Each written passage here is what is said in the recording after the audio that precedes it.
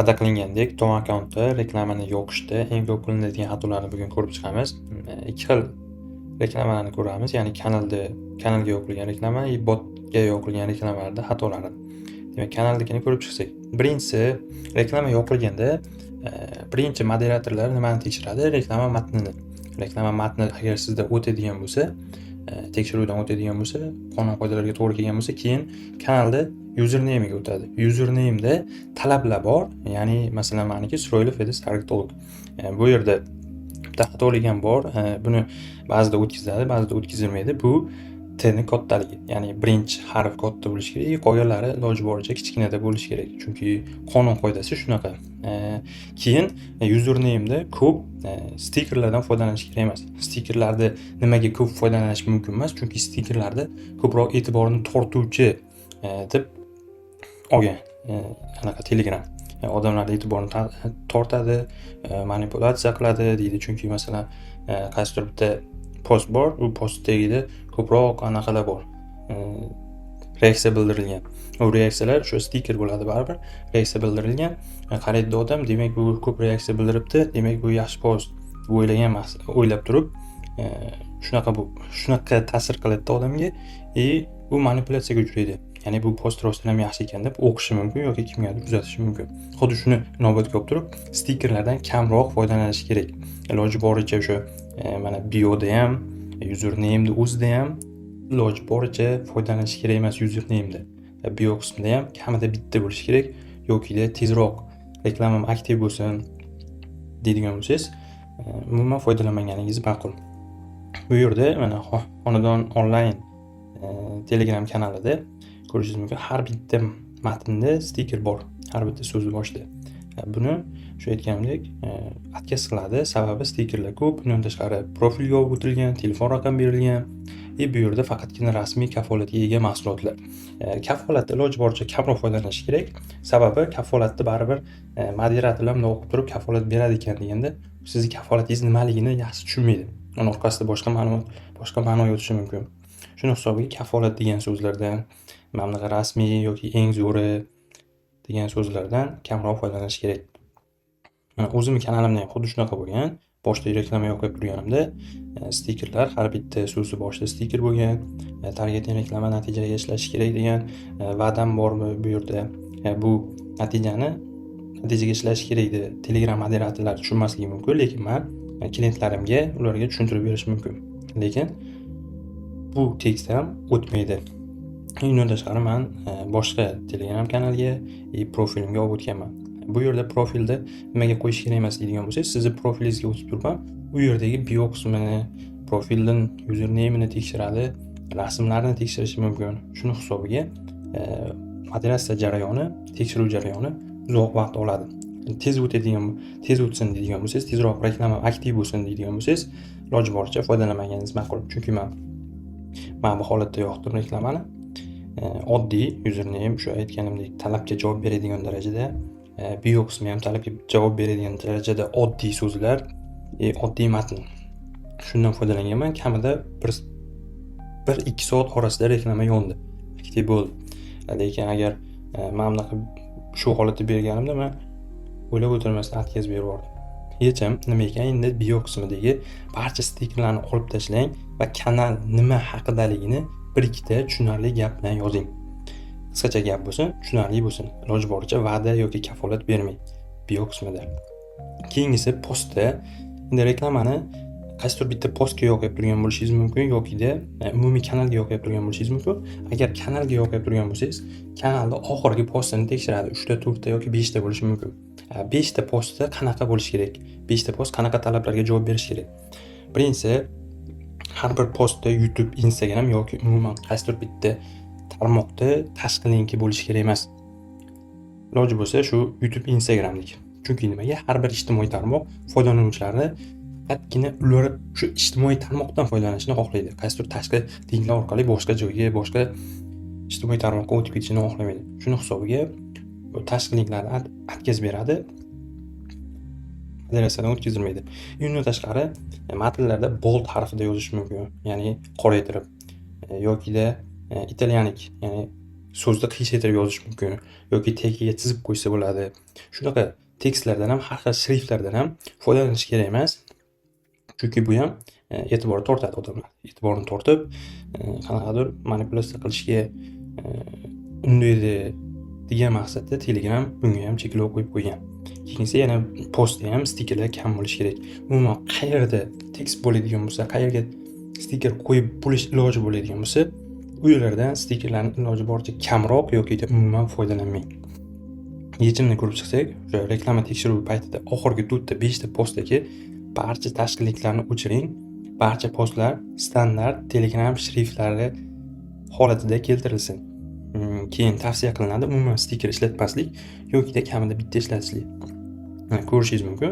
Mana o'zimni postim ham shunaqa holatda bo'lgan. Ya'ni men reklama yoqishdan oldin ko'rib chiqaman.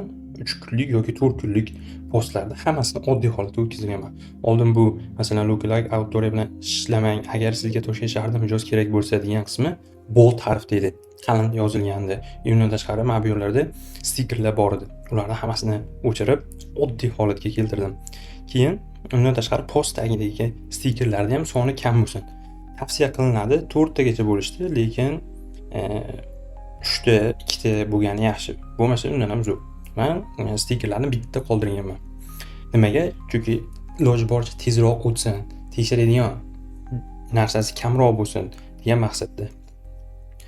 Hop, keyingisi kanal 2 hafta davomida hech qanday postsiz bo'sh turishi reklamalarda aktiv bo'lmasligiga sabab bo'ladi. Ya'ni masalan 9-kuni 9-yanvarda reklama yoqdingizda, kanalni ochdingizda, keyin 15-sanada reklama yoqmoqchisiz. Lekin bunda Telegram kanal aktiv ishlamagan, oradagi 7 kun ora vaqtda 3 ta yoki 4 ta post joylagan bo'lsangiz, u aktiv yurmagan deb hisoblaydi. Shuni hisobiga 14 kun orasida kanaldan iloji boricha aktiv foydalaning. 5 ta 7 ta post, sifatli post chiqaring. Mana bu post talablariga binoan 5 ta 7 ta sifatli post chiqarib, keyin yoqib ko'rsangiz bo'ladi. Shuni kanalni ochib turib 2-3 kundan keyin yoqish mumkin emas. U aktiv ham qilib bermaydi reklamalaringizni. Keyin pin. Kanalda birorta post pin qilib qo'ysangiz, uni ham tekshiradi. Telegram, masalan, mana hozir Telegramimda mana pin bor. Bu pinga o'tadigan bo'lsak, men nima qilganman? Kanalda joylangan hamma postlarni linkini qo'yganman. Qaysidir linkni bossangiz, o'sha postga o'tadi. Xuddi shunday keyin nima qiladi? Telegram tekshiradi, pinni tekshiradi. Okey, shu linklarni qo'ygan ekan. Bu linklar qayerga boradi? Birinchisi bo'lsa, mana bu tekstga bordi. Bu tekstni ko'rishingiz mumkin. Boldda yozilyapti. Mana bu yerda qiyshaytirib yozilgan harflar. Undan tashqari yana aytayaptiki, mana buni bosib keting deb call to action beryapti. Tagida ham ko'rishingiz mumkin 5 ta stiker turibdi.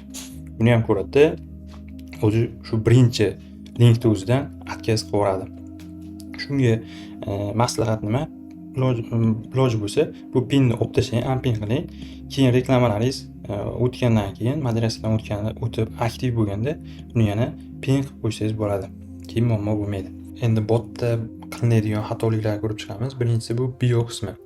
Bio qismida haddan tashqari ko'p stikerlar yoki emoji ishlatish kerak emas. Matn faqat katta harflarda yozilmasin. O'sha aytganimdek boshidagi so'z katta harfda, keyin qolganlari kichkinada yozilishi kerak. Yana gapning mazmunidan kelib chiqadi.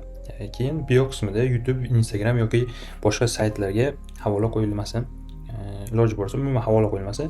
Qisqagina bitta ikkita gapli, tushunarli botdan foydalansa nima oladi, shuni yozilsa bo'ldi, tushuntirish uchun. Bo'sh turish kerak emas bio qismi. Bot nima qilishini tushuntirmasdan faqat eng zo'r bot deb maqtash kerak emas.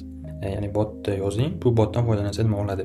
Masalan, bu botdan foydalanish orqali siz o'sha o'zingizga kerakli bo'lgan qo'shiqlarni topib olishingiz mumkin degan ma'noda. Yoki siz bu botdan foydalansangiz eng zo'r qo'shiqlarni topasiz degan narsa o'zi bu holatda sizni o'tkazdirmaydi. Keyin emojilardan butunlay olib tashlang yoki maksimal bitta qo'ying. Bot nima qilish haqida bir ikkita tushunarli gap yozing. Iloji boricha shu sodda bo'lsin. Va'dalar berib tashlamang bio qismida ham. Bio qismida hech qanday tashqi havola bo'lmasin. Keyin botni start bosishdan oldin about joyi bor, ya'ni bot nima qiladi degan. Shu bot nima qiladi degan joyiga botdan foydalanish orqali qanaqa foydalar olishini batafsilroq yozgan yaxshi. Ya'ni botga xush kelibsiz degandan botga xush kelibsiz deb yozib qo'ysangiz, moderatorlar tekshirish jarayonida buni o'tkazilmaydi, chunki botdan nima olishini moderatorlar ham tushunmayapti. Shuning hisobiga u auditoriyaga ham bermaydi botni ko'rishni. Bu yerda mana ko'rishingiz mumkin, Tudor AI degan botni nima haqidaligi, ya'ni botdan foydalanish orqali nima olishi qisqagina yozilgan. Iloji boricha buni ham yana bir ikkita gap qo'shib batafsilroq yozgan yaxshi. Keyingisi eng tezkor bot dunyo bo'yicha birinchi raqamli kabi isbotlanmagan va mutlaq sifat darajasidagi so'zlar ishlatish. Ya'ni mana shu about qismida ham iloji boricha va'da berib tashamang. Ya'ni eng zo'r tezkor bot degan narsani uni siz bilishingiz mumkin, lekin moderator uni tushunmaydi. Shuning hisobiga atkaz bo'ladi. Keyin startni bosganimizda bizda ba'zi botlarda ma'lumot so'raladi, ba'zilarda qisqagina bot haqida yoki botdan foydalanish ketma-ketliklari tushuntiriladi. Bu masalan ish topish oson degan botda startni bosgandan keyin telefon raqam so'rayapti. Telefon raqam ma'lumot so'rayapti-da, o'zimni ko'rgandan keyin moderator tekshirib ko'rish jarayonida baribir startni bosib ko'radi. Telefon raqamingizni ulashingda chiqyapti xabar, ma'lumot so'rashga harakat qilyapti. Bunda foyda bermasda ma'lumotni olib qolmoqchi. Buni ham o'tkazilmaydi. Chunki ma'lumot olishga harakat qilyapti foyda berishdan o'rniga. Iloji boricha ijtimoiy tarmoq foydalanuvchilariga foydali bo'ladigan, ularga qo'shimcha foyda berib, shu ijtimoiy tarmoqda ko'proq vaqtini o'tkazadigan xabarlarni berishni xohlaydi auditoriyasiga. Shuning hisobiga albatta ma'lumot olib qolmoqchi bo'lganingiz uchun bu holatda ham o'tkazilmaydi sizni. Hechim nima, botga kirganda foydalanuvchiga avval bot nima qila olishini ko'rsating yoki birinchi funksiyadan bepul foydalanish imkonini bering. Albatta Tudor AI'da bir start bosgandan keyin qisqacha ma'lumot berilgan birinchi bepul foydalanish imkoni berilgan vazifalar degan joydan. Keyingisi start xabardan telefon raqam so'rash o'rniga xizmatdan to'liq foydalanish uchun ro'yxatdan o'ting tugmasini taklif qiling. Masalan, bu yerda telefon raqamingizni ulashing deyilgan. Buni o'rniga siz qisqagina ma'lumotda ro'yxatdan o'ting deb turib, keyin ismini, botdan foydalanish uchun ro'yxatdan o'ting deb turib, ismini, keyin telefon raqamini so'rab qolishingiz mumkin olish uchun. Lekin startdan keyingi xabar ham iloji boricha shu post qoidalariga ko'ra yozilsin, kamroq stiker foydalansin, iloji boricha Telegramning standart shriftiga mos bo'lsin. Shunda keyin reklamalarda muammo bo'lmaydi. Batafsil shu ko'pchilikda ko'rib turgan 4-5 ta odamni kanalda ham xabarni berdim. 4-5 ta odamni reklamalarni analiz qilganimda ko'rgan umumiy xatoliklarim shu. Yana qo'shimcha xatoliklar bo'ladigan bo'lsa, men lichkamga yozishingiz mumkin. Uni kanalda bio qismiga yozib qo'yaman. Rahmat hammaga.